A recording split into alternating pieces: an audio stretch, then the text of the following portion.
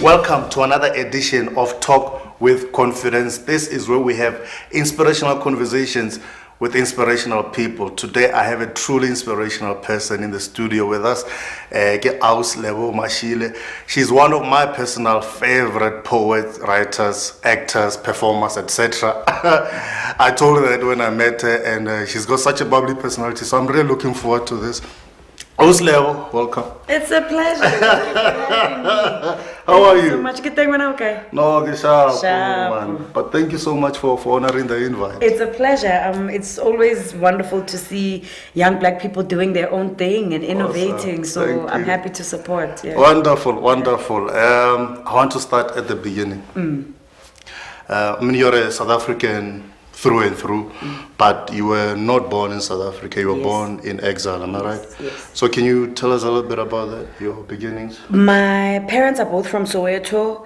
Well, I guess we're relocated to Soweto after group areas. Their families, Nebaloko Sophia Town, Leko Western. My mother's side ended up go Dube, Soweto. My father's side ended up go Rockville. My dad left in 1968. He wanted to study engineering and couldn't do so in South Africa. In South Africa, yeah. And then my mother left 8 years after they met in the US. My mother was a student activist in 1976, but she was a law student at the University of the North. Yes. So she was kind of left with the choice of, do I stay here and get and have my studies interrupted and my life interrupted, or do I go?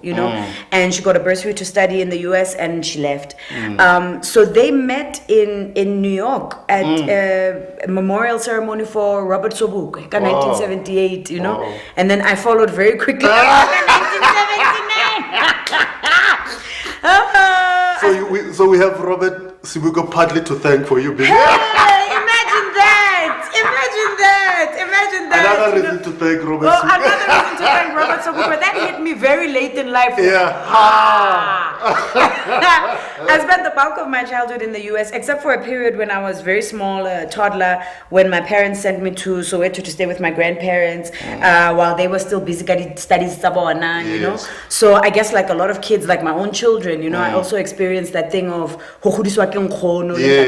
and extended family. And then because at that time, my parents at that stage were already exiled, the apartheid government saw me as a US citizen and were like, your parents are not citizens anymore. They left, but they wouldn't renew my visa, which was crazy. So I did the bulk of my schooling in America, primary schooling, half of high school in a town called Providence, Rhode Island, which it's about an hour south of Boston, 3 hours northeast of New York on the Atlantic coast.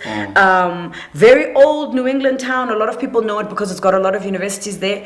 But aside from the universities, there's a massive immigrant community. I grew up around kids from, Southeast Asia, the Caribbean, Eastern Europe, Liberia, Nigeria, and I kind of took it for granted, So sort of a melting pot of different cultures, different worlds, etc. It's the smallest state in the US, but it has in terms of concentration, it has the highest concentration of immigrants. Wow. So I think in many ways it was preparation for coming back to South Africa, It's also a very old slave town. Wow. It was one of the biggest slave ports in New England before slavery was abolished. You get houses in Providence that have basements, 7 basements, where they used to... Yeah, where they would bring the slaves in from the port and then, stick them up and then put them on the auction block the next day, So it's got deep, colonial roots. And my mother also was very involved in the divestment movement. So I think we were lucky because I had, that, first generation immigrant experience, but I also, because of my mother's work, I also had very deep roots within the African American community, and even though, my parents were very committed to conscientizing us as to why we were there, it was also very easy to see that, you know, the parallels between South Africa, you know, and the parallels and America and what black people were experiencing in America. They're like this. They're not far apart. Same WhatsApp group. Same WhatsApp group. So I mean, that for me, that almost says the bedrock, the foundation of your social consciousness, your political consciousness. How much of an effect did it have on you? I mean, at that young age, already being told about the world system, this is how the world views you, you must view yourself in this particular. What was the impact, the raw impact that it had on you? I think growing up in a white supremacist society, you know, like growing up in a misogynistic society, it's a war every day, you know. My father used to say to us, like, you're black, you're an immigrant, you're female, you know, you have 3 strikes against you. Go to school and work hard, because that's all you've got, you know. And then and they tell you that, hey, black people came here in ships as slaves. They don't tell you any history that goes before that. Almost like black people were born slaves. Like we were born slaves, like we hatched out of an ex-slaves, and then meanwhile, you know, I go home and eat African food and speak an African language and, you know, deal with the reality of being African in America before it was fashionable, you know, when they made fun of me and made fun of my name and didn't understand, you know. So there was always this tension, this contradiction of navigating between worlds, you know. But I also think that that's a big part of the black experience, because that was very similar to the experience that I had when we came back, and now we were living Go Soweto, and I was traveling across town to go and study Go Sacred Heart in observatory, you know. It's that thing of moving in between realities, in between borders all the time, you know. And like you're saying, the two worlds are not that far apart. Not at all. Because what they experience, the segregation is our apartheid. And in terms of apartheid itself, I mean, there's a lot of scarring that black people went through. Are there any personal scars that you experienced from apartheid as such? I think so much of my life is a process of moving through these wounds and these traumas and trying to give them voice and trying to undo them, you know. Sometimes through my work, you know, through writing, through creativity. I really think creativity has the power to transform. Yeah, you beautiful. know? I love that. But yeah, I mean, we feel them. I feel them everywhere in family dynamics, in black tags, in the violence that takes place.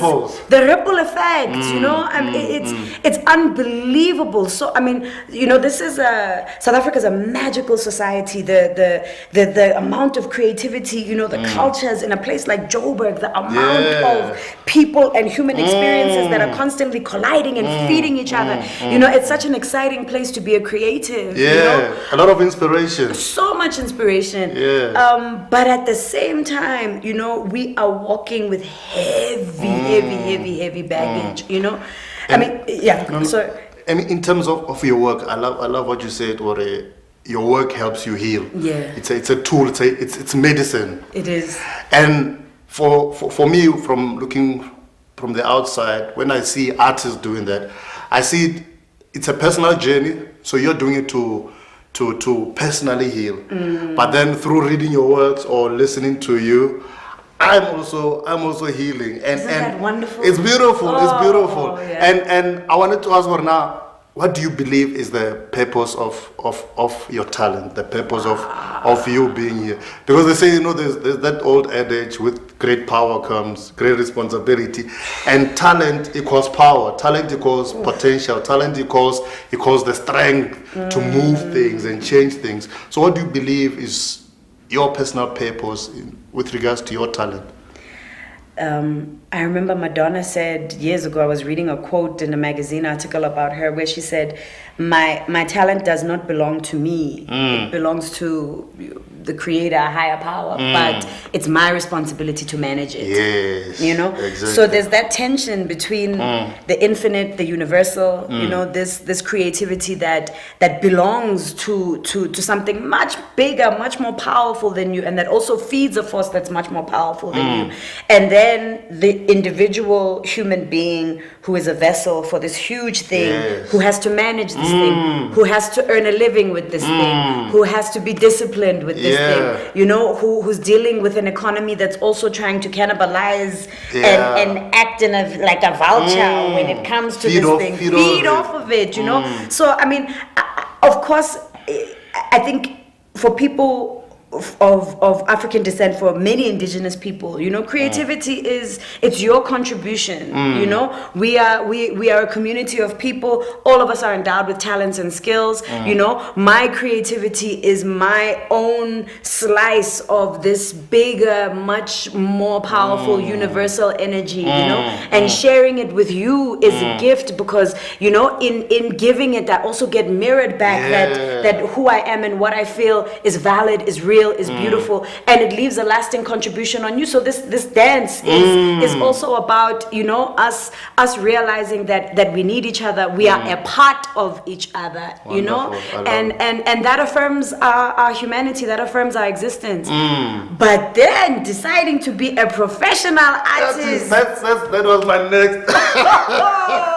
Because, you know, I was doing some research, and I was fascinated to learn you went to study law. yes. But and I was imagining Lebo Mashile in court wearing those. I think that's how I saw myself. I was imagining myself doing monologues. Did I even know what I was doing? I think you probably break into a poem as the. Oh, flip. But that as you're saying, that conversation, that challenge, that dichotomy of being an artist in a world that doesn't always appreciate artists, in a world where some artists die broke, very talented but die broke. Most. But what do you say to that young person who has a strong artistic inclination? Yeah.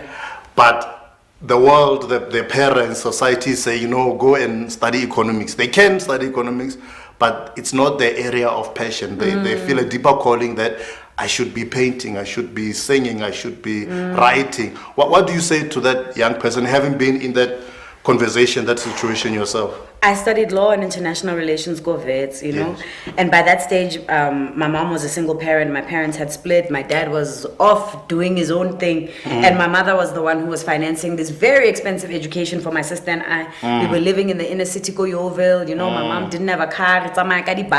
I drove on the way to the studio past Mary Fitzgerald Square, which I remember so well of those days. Yeah. I mean, the underground arts movement in the city, in the inner city in the late 90s and the early 2000s really was my school. You know, I did a BA in law and international relations, but you know, my real education kind of happened on the streets and observing other artists. That's where I discovered my passion. And when I realized like what poetry was, you know, I mean, I've kept a journal for most of my life, and you know, going to my first poetry session, go Jungle Connection, go Dorn Fontaine. Yeah, how old are you? Oh God, 20, 21? Wow, okay. Yeah, I'm 38 now. So, 20 years ago, imagine. In the Becky, yeah. So, I mean, going to that session, I was like, wow, people open their journals and they show this stuff to people. Wow. What? Like, this is a thing? This is real? Opening yourself Woo, up. it was literally like that, like,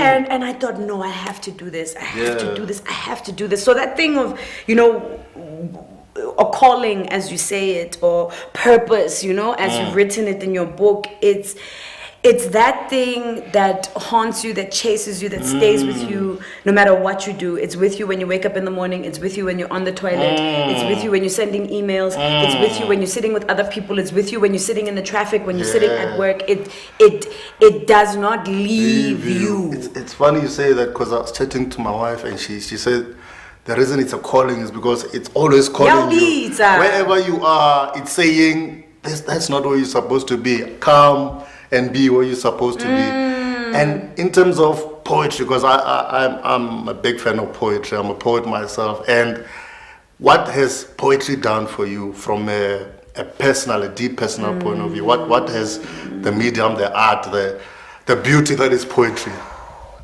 Poetry continues to renew and to edify my humanity every day. You know, I really think that all of the stuff that we see, this three-dimensional world and bodies, and you know, it's not real. This is probably, you know, the biggest illusion that we live with. You know, the stuff that we can see. What's left behind when people go, when they leave your life, when they touch your life, is how they make you feel and the words that they've spoken. You know, so the words that we write, that we say, that we share, that we sing, you know, it's the realest emotional imprint that we will leave behind, you know. And I mean, poetry is it's about when I finally decided, oh, this is what I want to do with my life, you know. I realized, okay, I have an ability with language and I have an ability to connect with people. What can I do with these two things, you know? How can I multiply them, remix them, you know, use them to feed each other and to acquire new skills, you know? Exactly. So I mean, it's very interesting for me now, like nearly 20 years later, you know, to have built a career that's based on so many different kinds of roles and means of expression. But at the core, you know, when the security guard recognizes me, when the receptionist recognizes me, when the nurse recognizes me, they know me as a poet. Exactly. That's the core of who you are. As the core of who I am and as the core of my contribution. And I'm so grateful for that. I don't think that would be possible anywhere else other than in South Africa. Yeah, true. And in terms of that core, you know, a core is the center of the thing, but out of the core comes different things. Yes. For example, we were talking off air about being a creative, and because you have so many different dimensions to you, with your creativity, with your gift of languages, you can write poetry, but you can produce a show. Yes. For example, we were talking, I think last week, and I was telling you that one of my initial inspirations into poetry was your show. It was Latitude. And I mean, there you were working in a different space. You were interviewing people, you were talking about social issues, but poetry was still feeding off that. How did that show happen? What is the story behind that? Is it something that you had planned? What is the story behind it? No, it happened completely by accident. I mean, I remember maybe a year or two before that, I had written in my journal, you know, like, you know, my wildest dreams, what do I want to do with my life? And I wrote down work on television. I was like, oh my God, this is crazy. Why would you even say this, you know? And then I find myself working, co-executive producing, creating content and presenting and also sharing poetry on maybe one of the largest platforms, you know, in the country at the time. It touched so many people. And it touched so many people and it burned me out. I mean, you know, at that stage, I think the country was in a different place. The national broadcaster also was in a different place. The situation was not so as toxic as it has become. The national broadcaster would put out yearly briefs for the kinds of shows that they want. So I worked with a company called Curious Pictures, which is now called Quizzical Pictures. And together we created the show, you know, that was kind of built around areas of interest for me already, you know, issues of identity, politics, a society in transition, people who live across borders, you know, whether gender borders, working borders, sexual borders, you know, and looking at how those sites of collision, transition, you know, impact on the bigger picture of South Africa, shape the bigger picture of who we are as a nation or who we're trying to understand ourselves as, you know. And I didn't realize at the time, because, you know, when you're in the eye of the hurricane, when you're in the eye of the storm, you don't see what's happening around you, you know. So I didn't realize, you know, until, you know, very recently how groundbreaking that was, how important it was, what an impact it had on so many people, and, you know, and conscientizing people, you know, which is hard work, and it's when you're doing it, you know, a lot of the work of consciousness is pushing against, you know, pushing against a border, pushing against something that doesn't want to change, pushing against the status quo, which is difficult, painful, you get a lot of resistance. So emotionally, that's what I was experiencing in the process of doing it. It's now that I'm kind of seeing the bigger picture and seeing the love, you know, because trying to do work that is about affirming Black people, that is about affirming women, affirming gay people, affirming people who have been othered, you know, in a society that is patriarchal, that is fundamentally racist, you know, working with a rigid institution that also also is reluctant to transform itself. Yeah. You know, I felt a lot of obstacles, but you know, I think hindsight, the fact that this is still the thing that people reference in relation to me, you know, it's a big part of why I still work. It's a big part of why Mpagati knows me and recognizes me. So I'm grateful for it, you know. Awesome. You know, as you're talking and describing, I was seeing labor. Because it is like labor. It because is. There's something that you're birthing that in the moment you're feeling pain, but once it is birthed and it is doing beautiful stuff, you say, wow, I contributed to that. And on that topic, you've got a son? I've got a son, I've got two. You've got two sons. I've got a 7-year-old and I've got an 18-month-old. And how's motherhood? Woo! Wow. It's intense. It is the most emotionally, physically demanding thing I've ever done in my life. But also deeply rewarding. Motherhood, I think, also has deepened my commitment to feminism, because you kind of realize that this world is so anti-family, anti-woman, anti-children, you know. Again, I mean, coming back to the traumas that we have inherited from apartheid, you know, migrant labor being one of them, you know, families that are broken up because of the economics of this country or the politics of this country, which were designed to create those separations, to break up the families that we are still grappling with now, you know.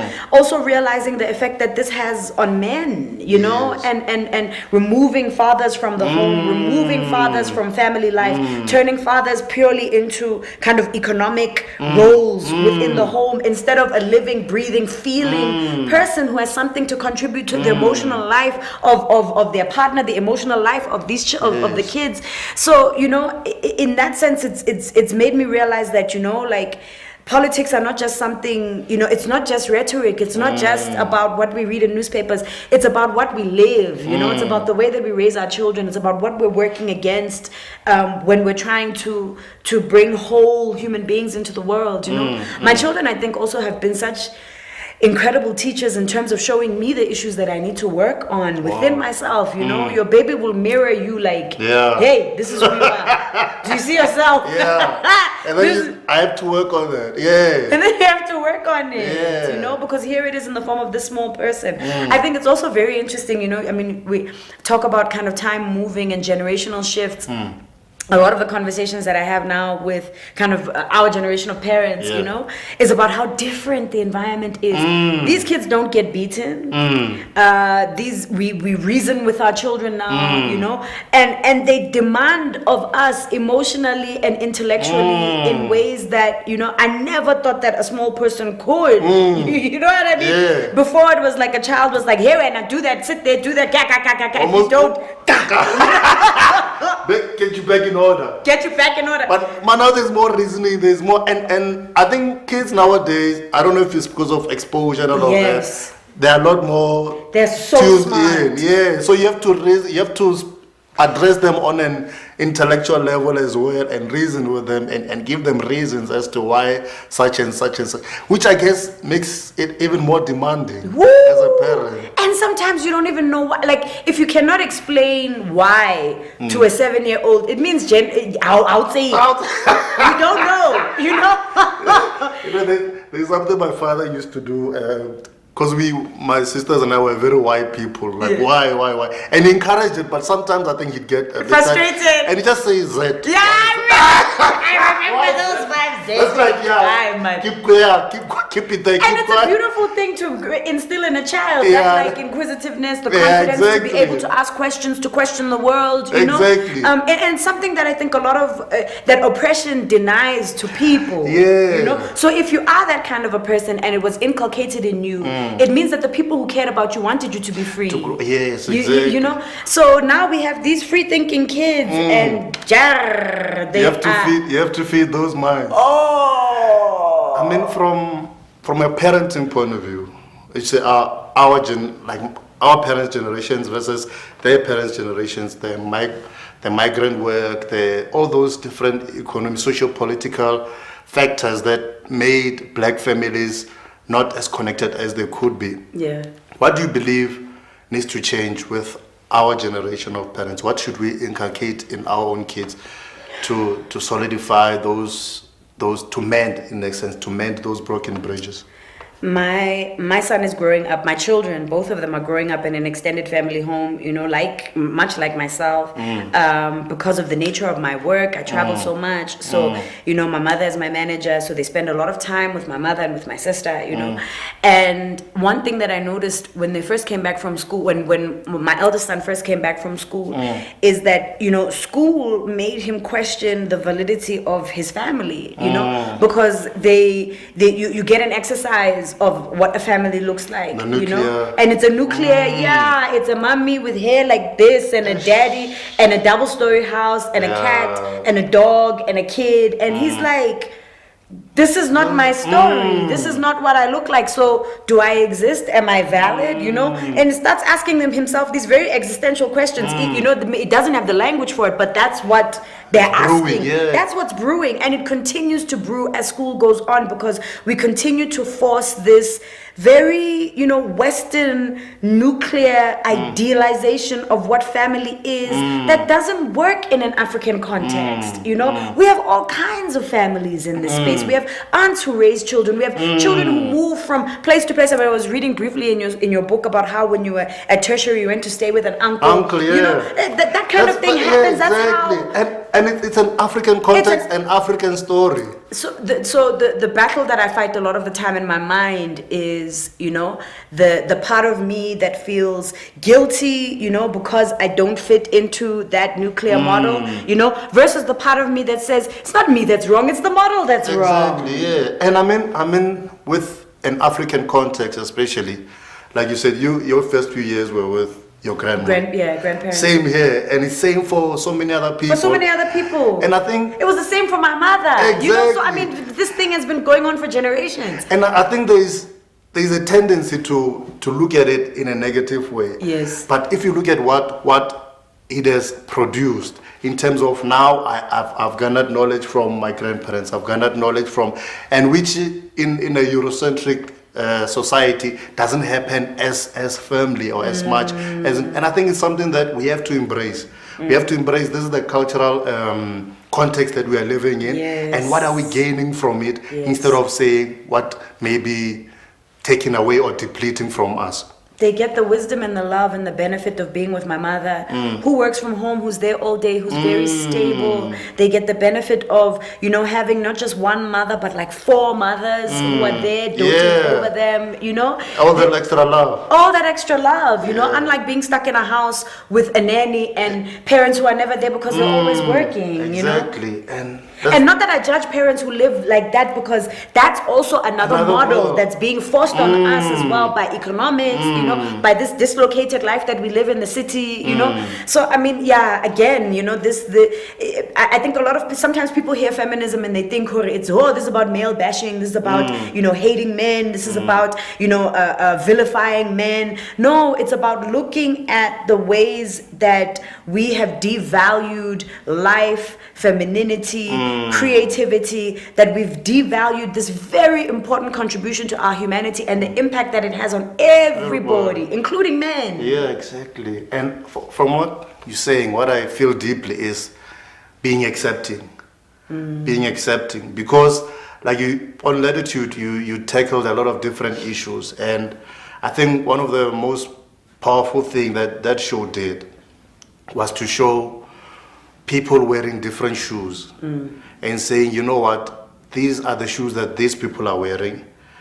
You as an audience member may be looking at them and saying, no, but those shoes are wrong. But it's their shoes, it's not your shoes. And we say, these are the different shoes that people are wearing. And if we become more open to different people and society in general, I think everybody will have a much easier journey. Because everybody is, in your path as a poet, there are people who look at you and judge you in a different way. Yes, yeah. In my path, maybe as an entrepreneur, people will say, no, but entrepreneurship is not for you and you can't succeed in this thing. So there are different people wearing different shoes on their different journeys. And I think we have to be more open and say, go, this is your life, this is your journey, go ahead. It was Abantu Book Festival just now over the weekend, and I didn't have the chance to attend Sisonke Msimang's discussion, but I was, following it via social media, and one of the things she said is that South Africa, all of us are walking around with this sense of dislocation, and I think that's what apartheid did to us. It made everyone feel like they don't belong. So if you're poor, you are marginalized. If you're black, you're marginalized. If you're white, you are, the descendant of colonialists, so you also don't belong. If you're colored, you don't belong. If you're Indian, you don't belong. If you're gay, you don't belong, So all of us are walking around with this sense of, okay, this is my country, but it's not, but I don't fit in. Where do I fit in? Where do I fit in? And it's a current that runs through our national psyche, and I think that thing of naming the fact that one, like we experience this, but two, also saying like, this is my lived experience and it's worthy, it's valid. I accept that this is who I am, this is what has happened to me, and I accept that this is my contribution to the world, and it's okay, I think once you can stand in that for yourself, it's much easier to say to the next person, to give the next person the grace of the same kind of security within themselves, the same confidence within themselves. It is confidence. We've been denied a sense of confidence in our own selves and in our ability really to belong to this country. And I mean, if you can't belong to this space, it means you don't belong in the world. Anyway, you have to be less judgmental. First and foremost of ourselves, I mean, that's one of the biggest tools apartheid was, it was a very was a punishment oriented system, wrong, like, and here's the retribution quickly, so that breeds a sense of guilt, a sense of shame, it breeds this mentality we have to hide parts of ourselves that we are scared we're going to be punished for, and anything that you hide, it's gonna fester in the darkness, it's gonna grow in the shadows, And even hiding, not just hiding what may be deemed the negative stuff, but hiding your intelligence, hiding the fact that you're a young black woman in South Africa. You're not supposed to be this articulate. No, you're not supposed to be this intelligent. No. You're not supposed to perform on these types of platforms. Black person, you're not supposed to talk like this. You're not supposed to have a vocabulary like this in English. You speak so well. You speak so well. Where did you go to school? Your diction, it's amazing. Where did you go to school? As if you wouldn't be brilliant in any language, wherever you intelligence belongs to Mahua. Confidence belongs to white people. Like, it's the most backward way of thinking, and then we deny ourselves the ability to excel, to thrive, to fly, because we've told ourselves, no, being black means fitting into this small box, being a woman means fitting into this box. Oslo, I've been thoroughly inspired. Last question. Yebo. What do you want to be remembered for? What do you want your legacy to be? Oh, wow. If I can die with, a stack of books and DVDs and creative contribution that says, this is, this is what Lebo this is what she did. This is what she contributed. I'd die a happy person. Thank you so much. Thank you so much. That was thoroughly inspirational. I'm inspired. I've gained so much. I've garnered so much from this one conversation. I'm sure you have too. This has been Talk with Confidence, conversations that inspire. We have a poet in the house. We have a poet. I've had musicians, and I don't let musicians leave without playing a song. I don't let authors leave without at least telling us about their books. I'm not gonna let a poet leave without reciting one poem. I'm gonna put you on the spot, but you're a pro. You can do it. So we're gonna leave the show. We're gonna end the show with a poem from Miss Lebo Mashile. I'm gonna step out, give her a space. Enjoy. Between heaven and earth, between the shore and the sea, between the grave and birth lies the life in me. Between despair and deliverance, between hell and hope, between peace and the demons pushing me to the ropes, between the battles for my soul, some lost, some won, between the grace of the moon and the fire of the sun, between the light in a baby's eyes greeting a new mother's tears, and the grief in a father's heart when he's forced to face his fear, between the shame of a leader when the tribe is in pain, and dawn calling a new morning from the depths of shame. We are an everlasting circle, spiraling through time. Today you bear this heartache, tomorrow it is mine, but there is no shame in sorrow, no disgrace in heartbreak. There is no heart that knows love that has not known pain. Like every tear has a home in the ocean, we are a giant human tree. A branch of you is suffering. The root of hope in me reaches into depths of darkness to find remnants of the rain. From the soil we have come, from the dirt we are sustained. It is the soil that whispers life to the spark inside the seed. It is the soil that embraces all. When we expire, the soil receives our memories, our achievements, our disappointments, our dreams, and sends them to the roots of new shoots and new seeds.